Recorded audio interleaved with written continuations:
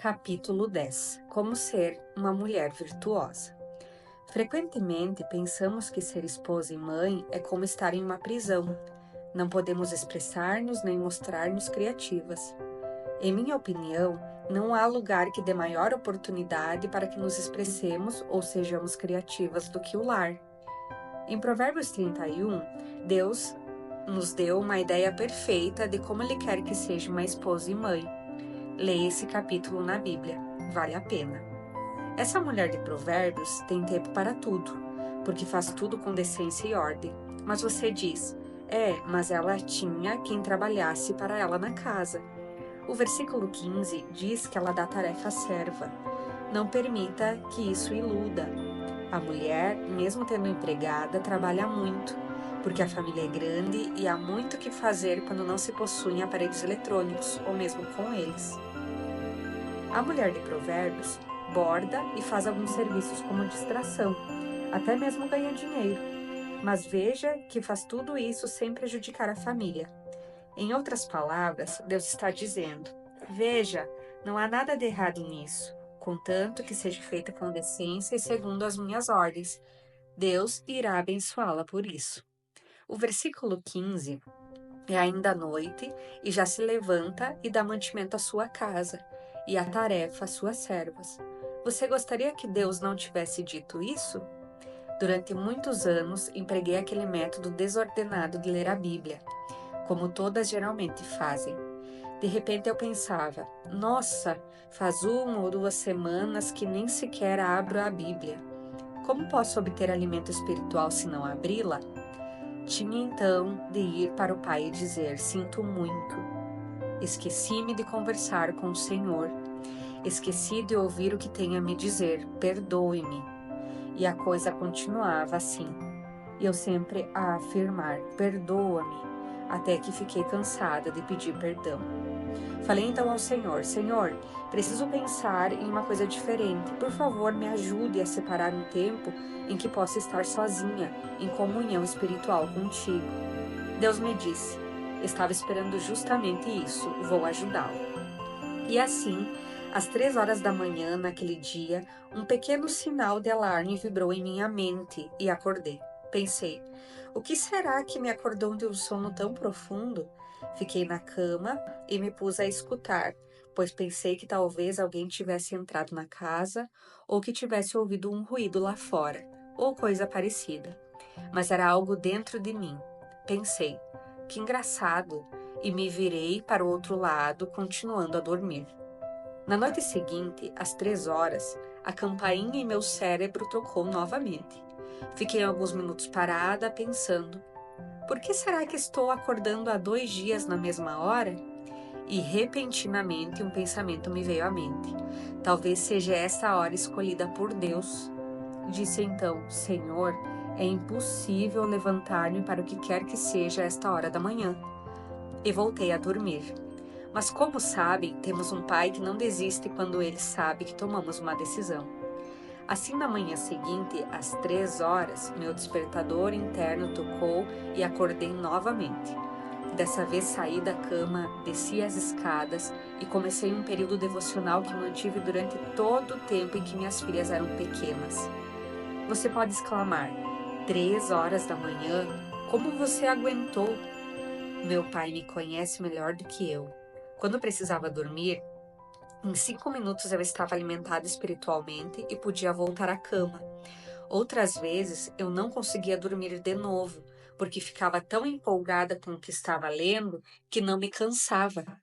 Deus não permite que você se canse quando está fazendo algum trabalho para Ele.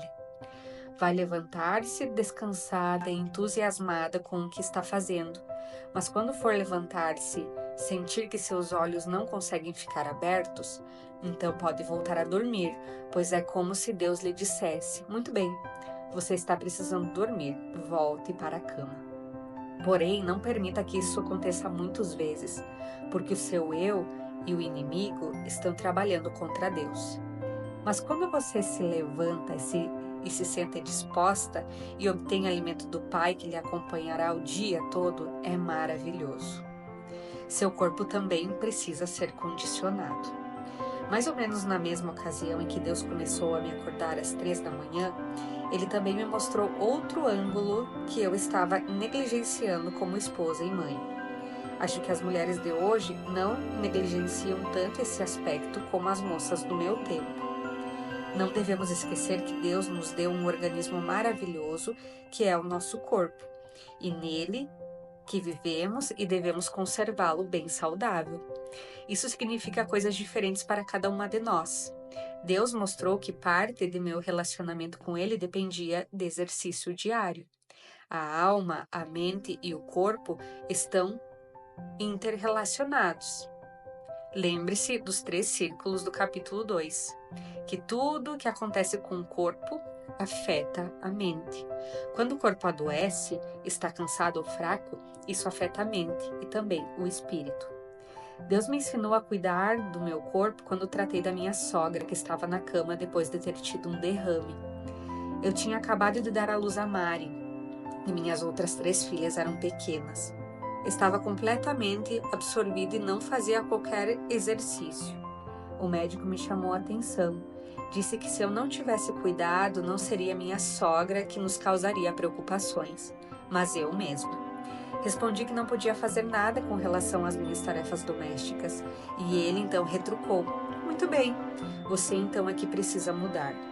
O médico prescreveu exercício e descanso. Esta receita foi uma das melhores coisas que recebi em toda a minha vida. Eu podia fazer exercícios na cama, antes de levantar, e venho fazendo isso fielmente há anos. Eu sabia que no momento em que meus pés tocassem o chão, eu não teria mais tempo para a ginástica. Fiz então esse plano e tem sido maravilhoso. Por exemplo, sentar-se 10 vezes na cama de manhã irá manter esticados os músculos do seu estômago. Você pode perguntar: só isso? Só isso. Tocar o nariz com o joelho enquanto está deitada fará milagres para suas pernas. Estabeleça uma série de exercícios que não tomem muito tempo. Se disser: vou andar 5 quilômetros de bicicleta, você encontrará uma série de impossibilidades. Mas se decidir-se a fazer ginástica antes de se levantar pela manhã, verá que será fácil e terá um valor incalculável para você. Descanse a mente com regularidade. A outra metade da receita era descanso frequente. Eu tinha de sentar 10 minutos em cada hora e fazer uma coisa completamente diferente daquela que eu estava fazendo. Quando li isso, exclamei: "Você está brincando. Ninguém pode sentar-se 10 minutos a cada hora." E ele disse: "Se eu lhe afirmasse que tinha de ir para o hospital, você iria, não é?" Respondi: "Claro." "Bem, estou lhe dizendo que deve tirar 10 minutos de cada hora para descansar, fazendo alguma coisa diferente." Comecei a fazer isso daquele dia em diante, mas resolvi não gastar nem mesmo 30 segundos daqueles abençoados 10 minutos procurando o que fazer. Distribuí livros por toda a casa. Arranjei bordado, tricô e crochê. Espalhei pela casa inteira coisas diferentes que eu podia pegar sem sair do cômodo em que me encontrava. Só precisava me atirar na cadeira e fazer o que fosse pelo menos 10 minutos. Havia horas em que tinha de gastar esse tempo com as crianças conversando ou lendo para elas, mas era uma mudança, está vendo? Através desses períodos de descanso, aprendi a ler 4 ou 5 livros ao mesmo tempo e manter a linha de pensamento de cada um, sem confundir-me. Em consequência, tornei-me uma leitora ávida e continuo sendo até hoje. Volto da livraria pensando que vou levar algum tempo para ler todos os livros que comprei, e num piscar de olhos já li tudo. Esse foi um ótimo exercício mental que introduzi em minha vida e ajudou a descansar também meu corpo.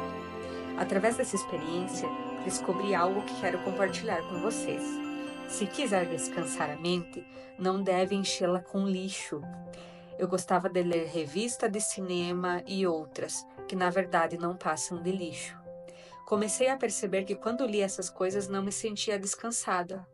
Aprendi, assim, que se quisermos descansar a mente como Deus diz que devemos, é preciso pensar em coisas boas, puras, amáveis e de boa fama, como a Bíblia recomenda em Filipenses 4:8. Aplicação pessoal. 1. Leia cuidadosamente Provérbios 31. 2.